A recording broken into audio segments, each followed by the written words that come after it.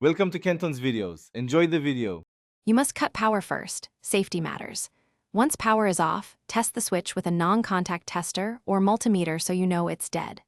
Next, remove the cover plate and the two mounting screws, then pull the switch toward you about 1 inch to expose the terminals. Keep screws and plate together. While you work, make sure you have needle nose pliers and a small screwdriver ready. This lets you address loose screws and bent terminals immediately. Now focus on the problem. Check each terminal screw and any backstab connections because loose screws cause intermittent contact. If a screw is loose, tighten it. Just snug over-tightening can strip threads. For stranded wire, make a clockwise loop around the screw so clamping improves.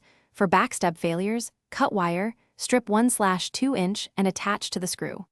If the switch casing or contacts are damaged, replace the entire switch with the correct. Once the repair is complete, tuck wires back evenly, seat the switch in the box, and tighten mounting screws so the face sits flush. This prevents future wobble. Replace the cover plate, restore power at the breaker, and test the switch through several cycles. Make sure the light or device responds cleanly and check continuity with a multimeter if you want confirmation. If you still see flicker, warmth, or arcing, turn power off and replace the switch or inspect upstream connections, because persistent heat indicates a bad contact.